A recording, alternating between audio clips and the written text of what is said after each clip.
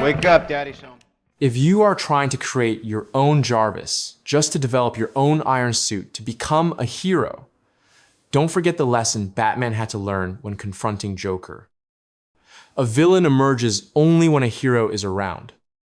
We spend our lives in the high-tech laboratories of our own minds, tinkering with the user interfaces of our daily routines and refining the algorithms of our efficiency, believing that if we just optimize enough, we will finally be ready to step out and save the world. We treat our potential like Tony's Mark L armor, a shimmering, invincible shell designed to deflect the slings and arrows of ordinary human vulnerability. But in this cinematic pursuit of the ultimate hero version of ourselves, we inadvertently summon an antagonist of equal and opposite force. The Joker of our internal narrative is not a clown in face paint, but the chaotic, unmanageable resentment that grows in the dark corners of a life lived only for output. He is the burnout that laughs at your meticulously color-coded calendar. He is the existential dread that sets fire to your achievements just to watch them burn, reminding you that no matter how fast you fly in that suit, you cannot outrun the silence of an empty room. This obsession with the armor is, at its core, a form of avoidance. Like Tony Stark staring into a holographic display to avoid looking at the shrapnel inching toward his heart, we use our busyness as a defensive perimeter. We tell ourselves that as long as the heads-up display is flashing with data and the thrusters are at 90%, we are winning. But the hero complex is a trap of dualities. By defining yourself solely as the protector or the achiever, you create a shadow self that represents everything you have suppressed: your need for rest, your capacity for sorrow, and your right to simply exist without a mission. If we are not careful, we find ourselves living in a personal version of the Matrix, where we have become so integrated into the system of doing that we are indistinguishable from the machines. We become like Agent Smith, highly efficient, perfectly programmed, and utterly devoid of a soul. Agent Smith is the ultimate busy worker. He has no inner life, no hobbies, and no purpose other than the maintenance of a simulation. The tragedy of the modern professional is the belief that they are Neo, the one who will break the system, while they are actually the ones powering the very batteries that keep the simulation running.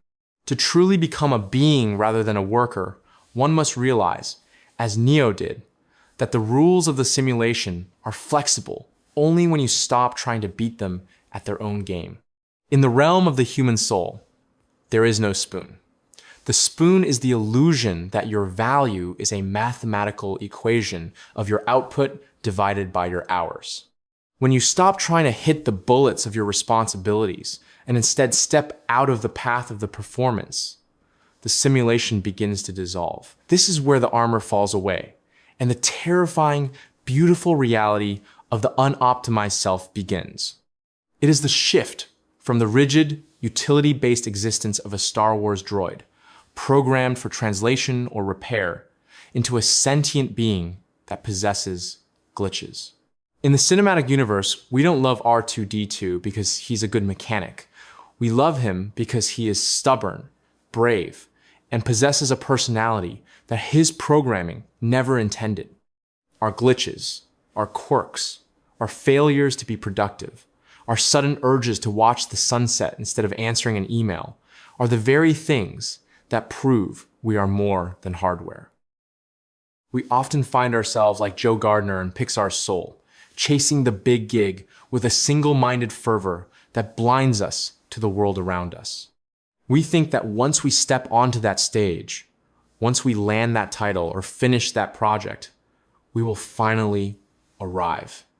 We treat life like a movie that hasn't started yet, waiting for the opening credits to roll once we've achieved hero status.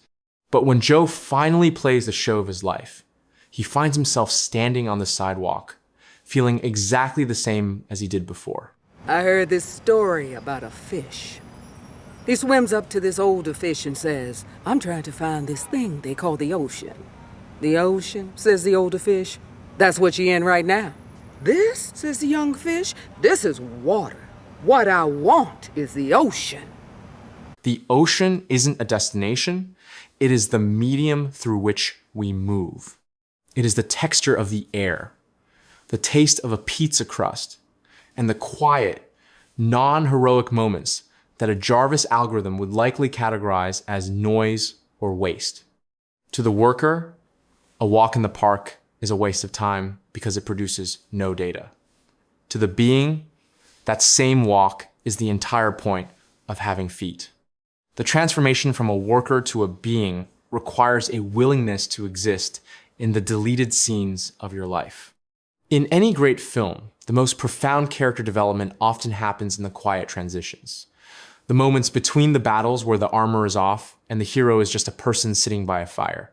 If your life is nothing but a highlight reel of heroic productivity, you are missing the substance of the story. You are creating a hero that no one can relate to, because a hero without vulnerability is just a statue.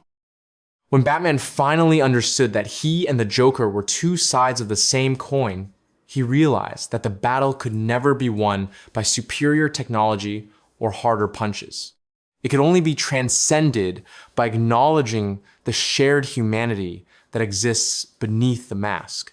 At the end of the day, the most sophisticated iron suit is still just a cage if there is no one inside who knows how to breathe without it. We must learn to be the version of Tony Stark who finally looks at the proof that Tony Stark has a heart arc reactor and realizes it wasn't a battery for a weapon, but a reminder of his connection to others. The villain of your life, that gnawing sense of emptiness, only disappears when the hero of your productivity stops trying to dominate the narrative. When you stop trying to be the protagonist of a blockbuster and start being the observer of a quiet, indie film, the world opens up. You realize that you don't need to save the world today. You just need to inhabit it. The suit is optional. The armor is heavy.